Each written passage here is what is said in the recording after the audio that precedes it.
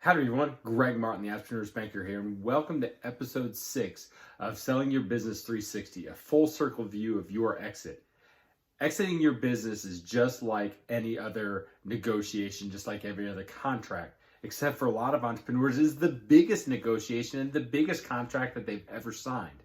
And so you need to make sure that you have a good attorney on your side to be able to help you walk through the legalese and walk through the legal risks that are associated with this. This week, we're talking with Padon Holt, founder of Holt Hutchins, a law firm based out of Bryan, Texas. And Holt Hutchins is the entrepreneur's law firm. So being the entrepreneur's banker, I knew that I had a kindred spirit in Padon. And Padon and I have actually worked together with a couple clients to be able to help them as they're transitioning the business from one partner to the next. And I can tell you firsthand that his desire and his passion to push entrepreneurs towards success and to do it in a calm, collected, in a reasonable manner is so amazing. Now, I've also had experience, not with Padon, but with other clients that have transitioned, and just the legal side of it was just a train wreck. And so what I would suggest you seriously consider as you're looking to identify the legal partner that's helping you as you're selling your business is to get a specialist. I mean, you wouldn't have a general practitioner doctor perform brain surgery on you, would you? I mean, the general practitioner doctor understands it and has a basic knowledge of your brain, but he doesn't have the specifics. And just like that, you wouldn't just have a general practitioner attorney or real estate attorney, someone that doesn't specialize in business selling and business matters, be your legal counsel for the transition of what could be the biggest asset that you would ever have. So I know that you're going to enjoy this conversation. If you are not connected with Padon, I hope that you hit pause real quick and you flip over to LinkedIn and connect with Padon. I know that it'll be worth it, and I hope you enjoy the conversation. All right, well, welcome back. We've got an amazing episode today.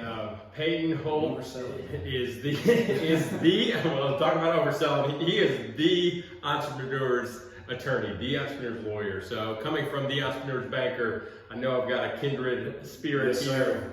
So Padon, I know that we have worked together with a couple clients, and I've always really appreciated the strategic approach that you take towards advice. And so before we kind of jump into it, tell me, as the entrepreneur's lawyer, why did you pick that to focus on? I mean, what is it that makes your heart so passionate about helping entrepreneurs? Man, I think it found me, to be honest. Coming out of law school in the University of Houston, I was at a litigation firm in Houston and had a great time. I mean, the whole time I was in law school, I thought I was going to be a litigator. I still do a good chunk of litigation. But whenever I got out of Houston, that firm really just, all that it focused on was litigation. So I had friends and family and just professional network of entrepreneurial spirited people, and they were starting businesses and moving and grooving, and they, just the relationships that I had with them, they would come and ask me questions, and I would help them to the extent that I could, but at the same time, the firm I was with in Houston was like, yeah, we don't do that law. We do first party insurance defense. Okay. And so for a variety of reasons, that not being one of them, I didn't get out of Houston. I didn't leave that firm I was with in Houston because I didn't like litigation. I loved that firm, but it was just more on the personal side. We got out of Houston, came to College Station, and that change in practice, the change in firm practice, allowed for me to start answering some of those questions for some of those folks and setting up a business and helping them on a more tangible side. And some of them were very kind and generous to let me kind of use me to cut my teeth on all things entrepreneurial law, all things business and corporate entities and structures and business transactions. We would kind of struggle through it together, for lack of a better term there. And I had tremendous resources, mentors that I leaned on and helped kind of, I'm standing on shoulders of giants. I recognize that, but after that, it really, I found my niche. That's what I felt like I really enjoyed. I enjoyed getting up and going to work because from a lawyer's perspective, and where I grew up out in West Texas, which is a very agrarian community, which is why we have cotton and sorghum in our office. But just to remind us that, no matter how bad of a day we're having here, that we're not hoeing cotton in, the Texas heat. So it's a bit of perspective. But, where I grew up in the background that I had, that agrarian background, there was something in me that was missing this concept of seeing something grow and develop, right? Because in the litigation world, you close your computer, it's over, and my computer looked the same every day. And on the business entity side, on the entrepreneur side, it let me tap into that feeling for me personally, where it was, hey, we're growing, and somebody has a cool idea, somebody has a cool product, somebody has some cool software, some cool technology. How can we help grow that business? And so it allowed me to tap into that. So I really found that I enjoyed it, and that I had the ability, I brought some value to that process. In law, you can't be risk adverse too well, and I'm not adverse to risk, and so a lot of folks, I can kind of stand in their place and be that guy that's the bearer of bad news or the tough, conversation guy. And so I felt like I contributed to that process. And anyway, so that's kind of how we got to say, hey, we're entrepreneurs, because this is what we love doing. These are the types of people that we love working with, the ones that want to get out there and grow and build and develop and make something better tomorrow than it was today. And so that's where our focus shifted to. Well, as entrepreneurs grow, build, and have their business, the reality is that every entrepreneur is going to exit their business at some point. Whether that be a sale to a independent third party, a related party, passing on to the next generation, whatever that is, that has to happen. So as you're strategically advising them through that process, so an entrepreneur wakes up one day and thinks, okay, I realize I have to start planning to sell my business, to exit my business. Where do they go from there? That thought just enters their head. Yeah, and for some folks that thought was right from the beginning, right? They might have sold a business before, or it might just be life situation change. They get sick, or their kids move away and they want to move to a different state. So this is time to put a bow on this chapter of life and package it up and sell it. And the first thing that somebody needs to do in that regard, regardless of how they're doing it, is the first thing is to make sure that they have their ducks in a row. Not necessarily from the operation standpoint, the system standpoint, the day-to-day, that's important.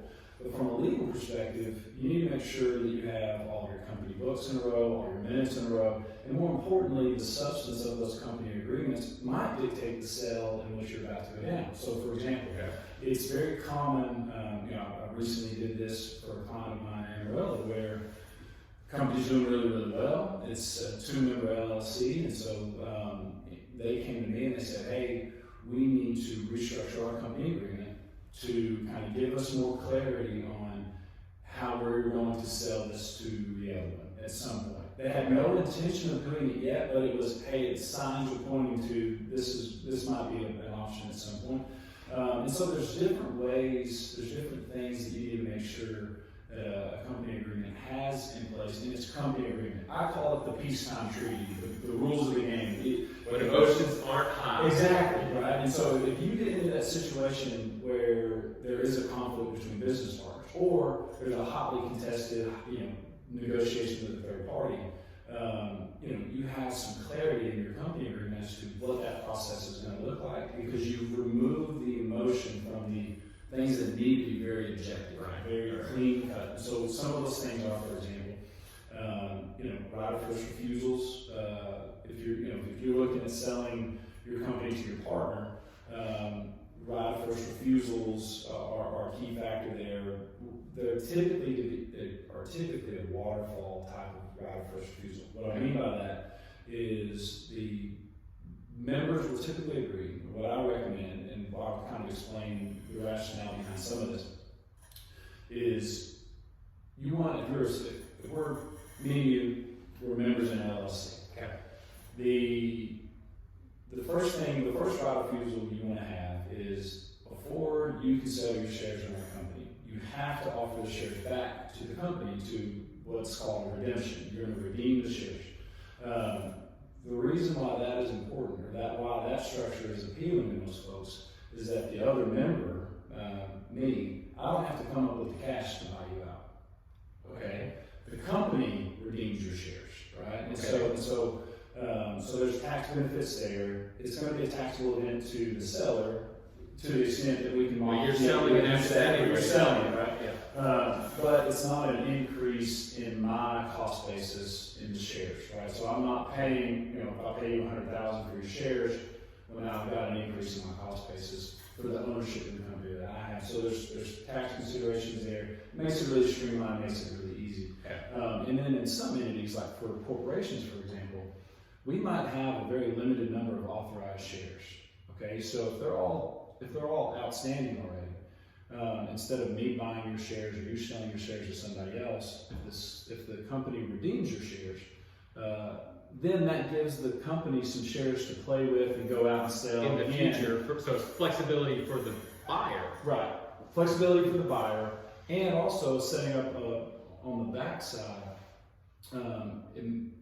It prevents a dilution event. So the company doesn't have to issue more shares to bring on a new shareholder, thereby diluting my ownership percentage, right? So those types of considerations, which is why we want to do a redemption first on the right of first refusal. Then you would do the right of first refusal would go to the other members. So if the company says, no, we don't want to do that, then the next person who has a bite at the apple would be the other members in the company. Okay. And if there's multiple members, there's a way to kind of make that a fair and equitable process. Okay. So if I'm a 10% owner and the other member is a 40% owner and you're a 50% owner, right? Then I would get to take 20% of the shares that you're trying to sell, right? Right. So like on a pro rata basis, so that I can't jump ahead of the guy who owns 40%. Without an agreement between those. Right. So that's where we have the next right of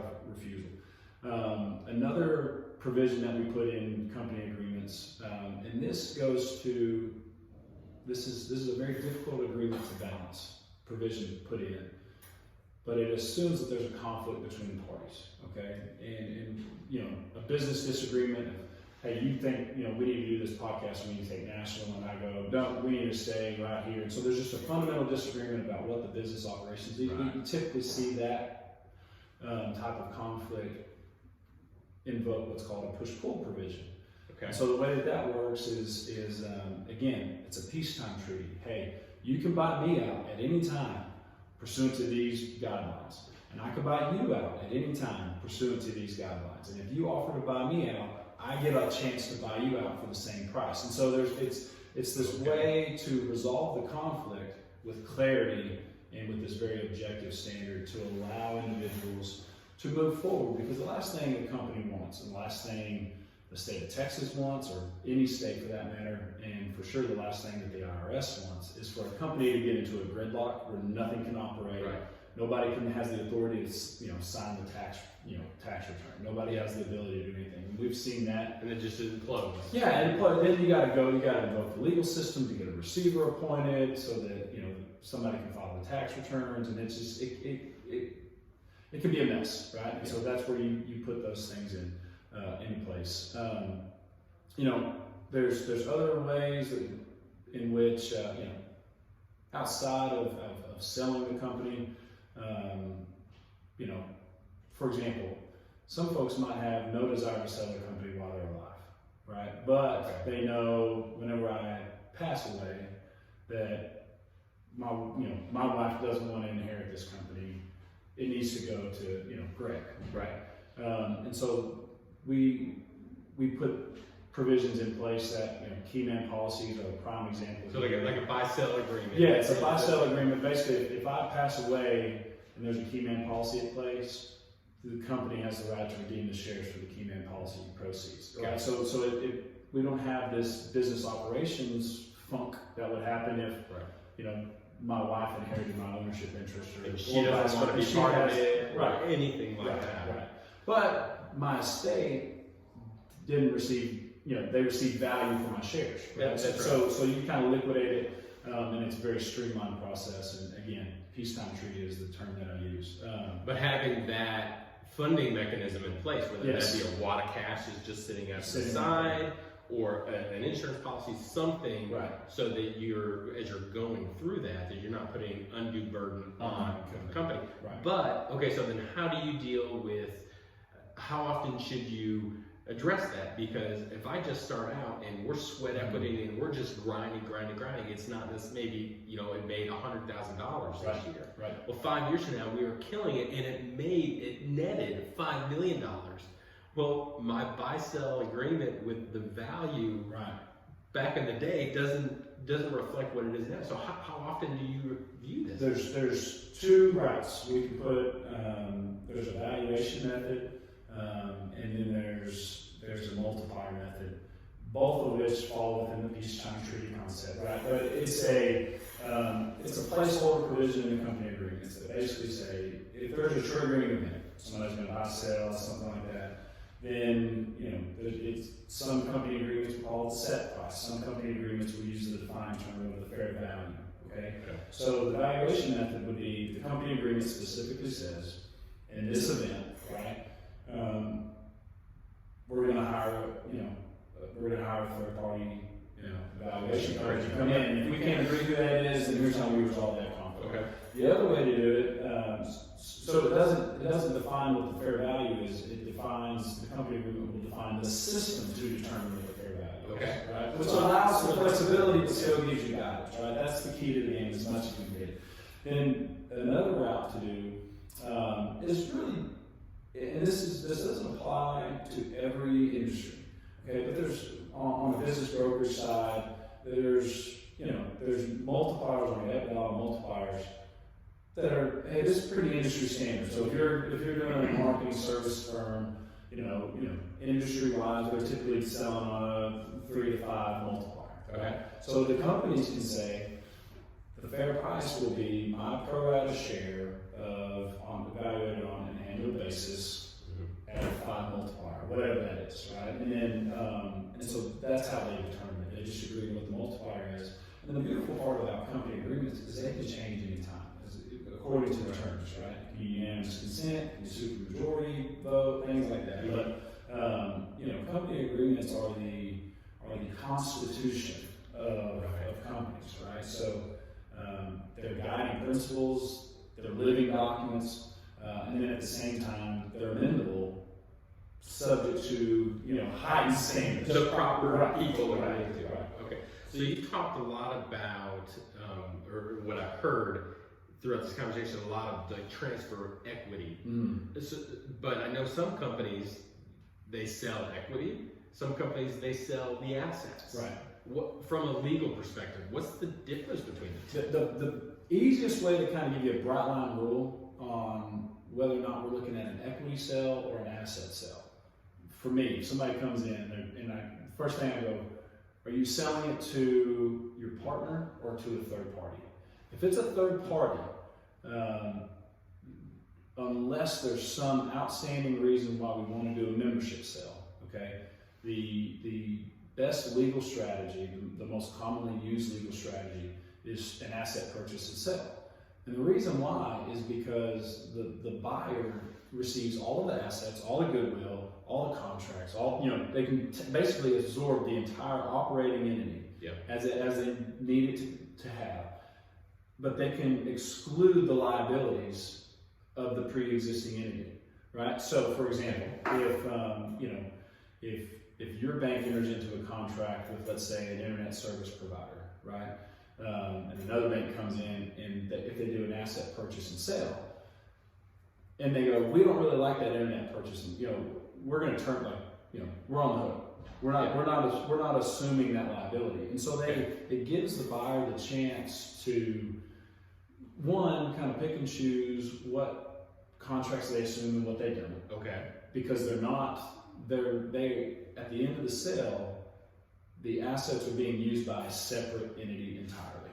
Okay. Right? So they're not operating under that entity anymore. Okay? So is that so that means you've got to get a new tax ID number and everything like that? You stand up another company to buy those assets, or I have an existing company and I'm just absorbing those assets. Right. So if you have an existing company and you're absorbing the assets, You don't need a new tax ID. But now you're just adding, hopefully you're adding a larger revenue stream onto your tax, onto your books. But you don't have to get a new tax ID. You're just expanding in size in your operations, but you're not assuming the liabilities associated with what this other entity did. At the same time, if somebody comes in and goes, look, I want to buy this, I want to buy this new company, or I want to buy this company. It's always, if it's a third party, it's always the best strategy to start your own entity and then do an asset purchase and sale. And I say let me back up. I hate working in definitives, but there is some consideration. For example, if you're in an industry where there is a high degree of risk and volatility and possible litigation coming down. So, for example, if you're a midstream oil field services company, right? And there's, safety's an issue there. People get hurt a lot. There's wrongful deaths. There's negligence claims. There's trucking issues. There's a high risk operationally doing what no matter how safe you're being as within that industry. The chances of you getting sued are far greater than, let's say, a mom and pop print shop, in Bryan College Station. Right? There's not a whole lot of risk in that regard, and so that's one consideration there. Then the other thing is, kind of on the other side, real simple business, not a lot of risk exposure. There's not a lot of contracts. There's no anticipated, disputes that are coming down the pipeline that might develop into litigation. An easy route might just be a membership purchase and sale agreement. Because, and we've talked about this, where corporate law, business entities, these, the buying, selling, and transacting of them, it is a very nuanced situation to operate in. So if you pull on one string, another string is going to move. So, for example, so you need a partner like you that sees the whole playing field to at least appreciate. It's not as easy. It's not as easy as much as we would hope for it to be. The normal layman would hope for it to be. It's not as easy as LegalZoom makes it out to be. Right? and LegalZoom that assumes no legal responsibility after the contract. Right. So if you are just trying to get some limited liability, you're operating, you're a personal trainer doing a sole proprietor, but you just want some limited liability because your business started going well and you just want to start that up, LegalZoom might be the perfect answer for you. And I'm not there's a place for LegalZoom. That's right. I'm not dogging it at all. But when we get into a little bit more nuanced, a little bit more complex situations, that's where we really enjoy coming in, because that allows for us to be that counselor. Our bar license say attorney and counselor at law. And counselor is asking tough questions to clients, helping them understand some very nuanced things as hopefully as simply as we can. And then giving them some peace of mind when they walk out the door of, this is the plan that we have in place addresses the issue that I had about, investing mom and dad's land. And there's a variety of issues, and it's not just black and white, do I have limited liability or not. So that's one thing that you need to say. Okay, so to avoid my rambling answer, going back. So first thing we need to do is make sure that we've got, your ducks in a row. And having a company agreement that maybe, hey, I'm probably going to sell my business partner in 5 years. I see this a lot. We get, business owners that are in their 60s, 70s, and they identified their apprentice, for lack of a better term. They come in and they go, hey, here's this young man or woman that's 30 years old, and they love this industry, and I love them, and I want, this is where I want this to pass on. So getting a company agreement up to date to help facilitate that transfer quickly gives a lot of peace of mind on the end. And then on the backside, if you're going to do an asset purchase and sale, if you're going to do a membership or a stock sale, having all of those the business documents ready to package over is an equal component.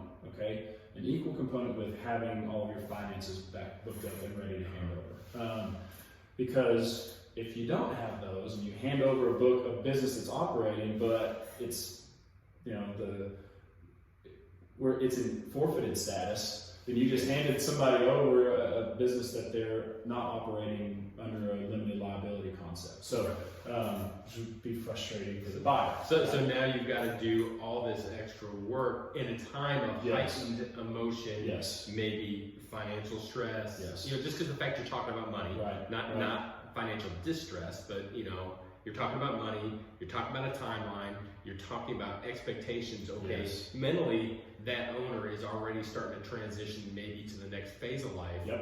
And so all that. So let me ask you, when is an ideal time to really kind of bring you in? I mean, let me ask you a different way.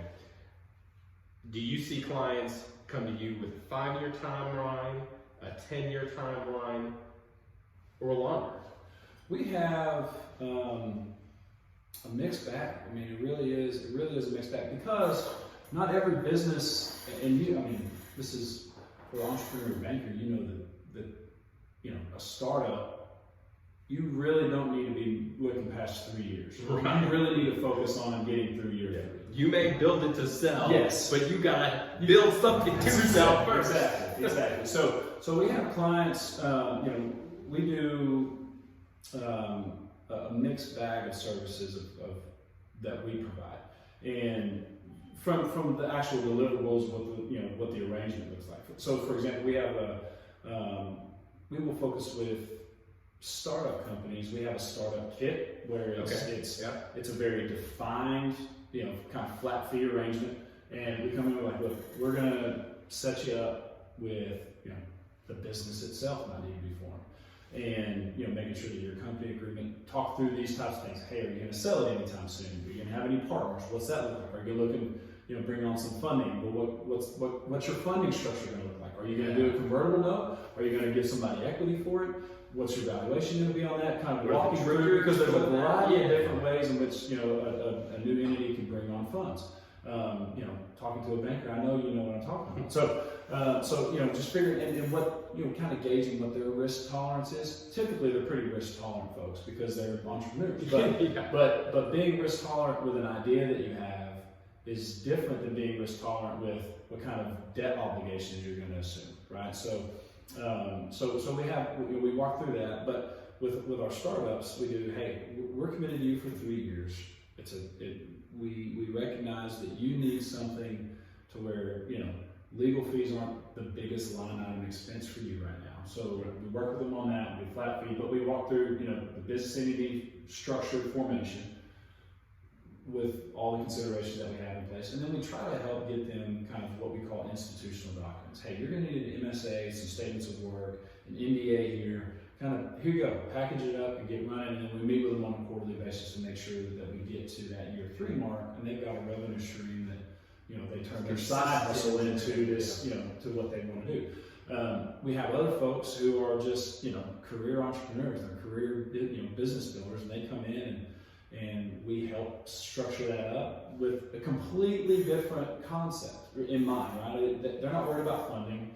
They've got $10 million in capital that they could put into it right now. But, you know, they're worried about how are they going to structure it to where this is a really great idea. The intellectual property associated with this is going to be tremendous, but I'm getting older and I want to package it and I want to sell it. But this is some AI tech that I don't want to give up, right? And so how do we structure this to where there's the connection between the operating entity and asset holding entity to where they operate kind of, you know, from the outsider's perspective, they're operating as one, but from an insider's perspective, they're separate. And when it and comes revenue to streams sell, split. Yeah, exactly. They're separate. Right. So there's a variety of different ways, and it depends on what the entrepreneur, what the business owner is wanting to do. But yeah, I mean, it's having all of those things in place streamlines the sale transaction tremendously, right? Because I mean, you're absolutely right. If we've got somebody's coming in, it's not the same as timeline wise of selling a house. Okay, right. So which is the huge benefit to that is if we have our ducks in a row and everything's teed up the way that it needs to be, and you're going out there and you have a business broker that's soliciting bids for you, or just somebody came to you with an offer and you're considering it, the cleaner your room is at the time of that transaction, the faster you can get your money in, right? Yeah. So, I use the real estate like a commercial or a residential real estate analysis or, analogy, because it's like, okay, we're under contract, but now we got to go do this, and then we got to do a survey, we got to do inspection, then we're going to do closing, and then I go to, and so it's like, okay, we're going to close next month, and that's a reasonable time frame. If we've got that's something consistent cookie cutter, it's a house. Yes. It might be a different house, Right. but it's still a house. Right. A business is there's track forms for a reason, right? I mean, do you check this box or do you not check this box? On all of these, the sale of a business is unique to every business. It's because every business is unique in its operation. It's debt obligations, it's assets, ownership of assets.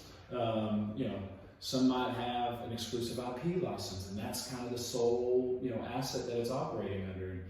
Some of them's copyright and trademarks because that's an asset. Yeah. And there's each one's different. But I'll say this: the cleaner your room is when you're ready to leave, the easier it is to get back in bed, right? Yeah. With your money. So so we have folks. I've had a membership purchase and sale.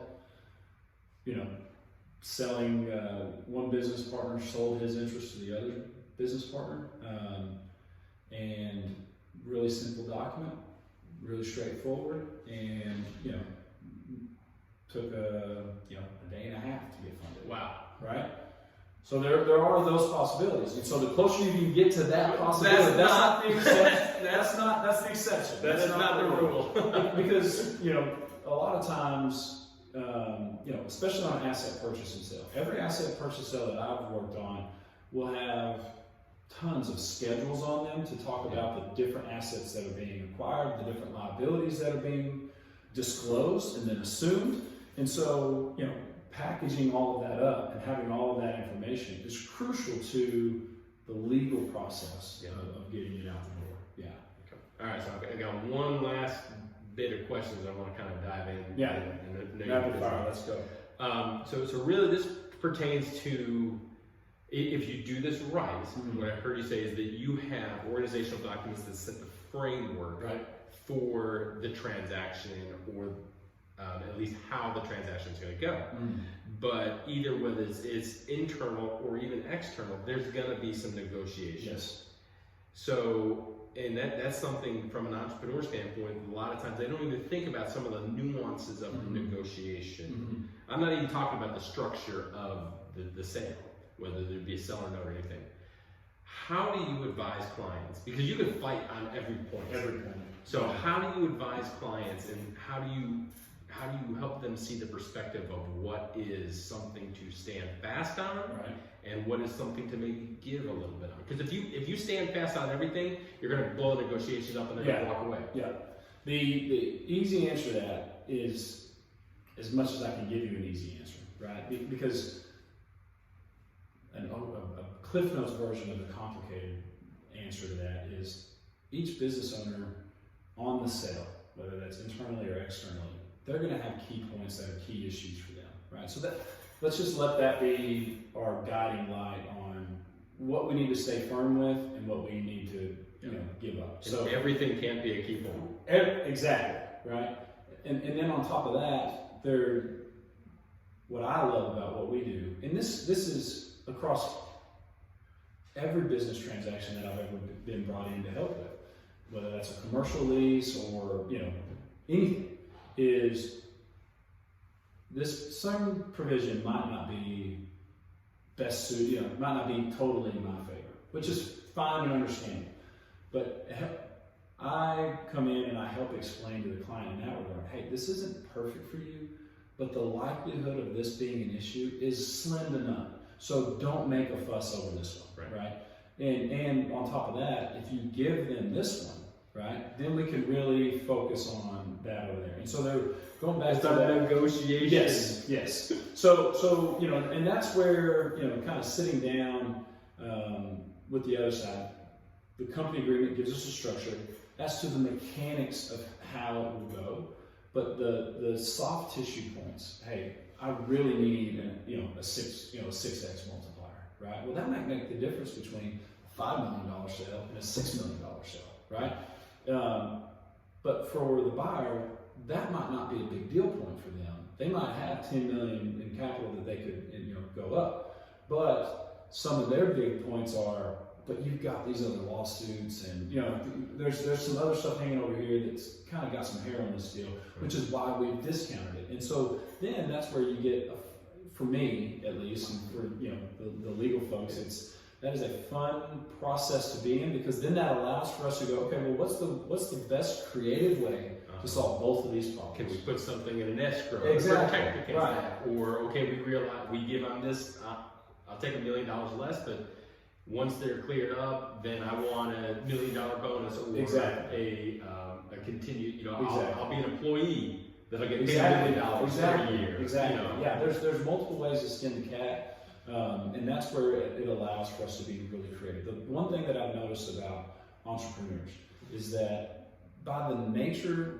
of being in business, they're problem solvers, right? From a very 100,000-foot perspective, they went into business to solve drilling techniques in the there's some major problem on a general standpoint that they went. So the concept of, hey, we've got this transactional problem, let's find a solution. That's not for It might be frustrating to a certain degree, because they might not understand why that's a problem for the other side. But it's not foreign to them, and they're usually pretty good at solving, coming up with ways to solve a problem. They're usually pretty open-minded when it comes to solving problems, and I've never really been in a business transaction, even on the bankruptcy side, where it's like, okay, we're liquidating, this company, which is a very hostile environment, Yes. right? It's very Wild West. Everybody's shooting at each other in bankruptcy, but at the end of the day, there's still this underlying principle of there's a problem here, and everybody sitting at the table is not only trying to get the best solution to the problem for them and their client, but they can only get a solution if everybody gets a solution, right? So on the negotiation side, going into it, I would advise all business owners to really sit down and try to highlight, top 3 deal points for you. What are the most things that you want out of this? Everybody wants higher sales price. Everybody wants more money. But, let's just assume that that's everybody's number one. I want the most possible value and cash out of this business that I can get.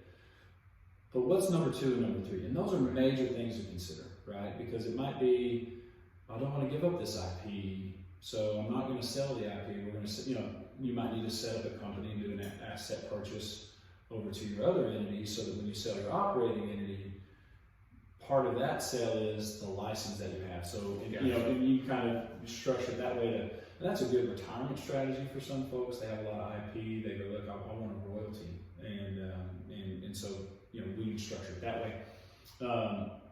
Then the other thing would be, businesses are made up of people, and there's a lot of personal, sentimental things associated with that.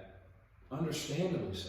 If an individual worked 30, 40 years building a company, it's tough just to kind of sit down and then in a month, let's say a 2-week to a month process, you completely liquidated your life's work. Right? I mean, that's emotionally, that's tough. That's tough, right? It really is tough, and it's but you kind of have to go into that with eyes wide open. Into that's the double-edged sword of money. Is everything can be sold and liquidated, but everything can be sold and liquidated, right? So people on the emotional side, they will really struggle with it, and then that's where they let some very sentimental aspect maybe kind of frustrate the business transaction side. But also, if you go into that and realizing that I may not get top dollar if it means a continuation of my legacy or whatever, right? Then that's fine, because a top dollar might be a corporator coming in and firing everybody and moving on. Right. You don't want that, And so you have to be honest with yourself Exactly. to say what is the most important. Exactly. And negotiate to that. Yeah, and if that legacy is important for that individual, then you know, like I said, eyes wide open. Just don't expect in some situations, you know, if that becomes a sticking point, like, well, we can't pay you $10 million. The most we can give you is $6 million, right? Okay. Then the cost of your legacy is $4 million cost. And, you know, being open to that concept, that's a difficult one to struggle with. That's easier said than done for folks who didn't spend 40 years building a company. That's right. But you know, just having that consideration, eyes wide open, walking into that. But yeah, it is a fun process. It is you know, one thing that I've learned going from primarily focusing on litigation to doing business transactions, business formations, and really servicing entrepreneurs is that, you know, there's a lot of lawsuits, but people buy and sell things way more and way more often than somebody gets into a disagreement. You know, disagreements are the squeaky wheel that gets the grease, and you know, because that's what everybody hears. That's the topic of conversation. But they're buying and selling stuff all the time, and businesses are no different. There's intangible, soft tissue things to take into consideration, but there's ways to navigate around those things. Well, Peyton, what I've heard kind of throughout this entire thing is just that the attitude that you have towards entrepreneurs and saying, look, I call it the Fab Five. You know, every entrepreneur needs to have those 5 people that they surround themselves with that push them towards success and hold them accountable. But and your attorney should be in there, and the attorney should be consistently within that topic of conversation and working through it. So, really appreciate. I appreciate your comment, man. This was fun. How can people get a hold of you? Check us out.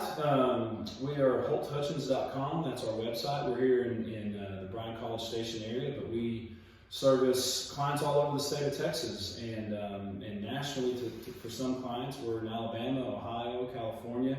Our clients are at least, so we're helping with that. So, you know, Bryan College Station gives us a unique opportunity to service clients in Dallas, Houston, Austin, San Antonio quickly. Zoom makes it a lot easier now, even if we have to go into litigation and you know, we're in state and federal court all the time. And so, you know, that is one aspect of our practice that we enjoy giving our business clients, because it's inevitable. If you're doing well, you're going to be sued. Yeah. And so having an attorney that's in your corner, and knows where you want to go is critical. It can help facilitate, you know, business transactions. That's what we try to focus on. We want to be an outside general counsel that helps you with your day-to-day business operations, your long-term business goals.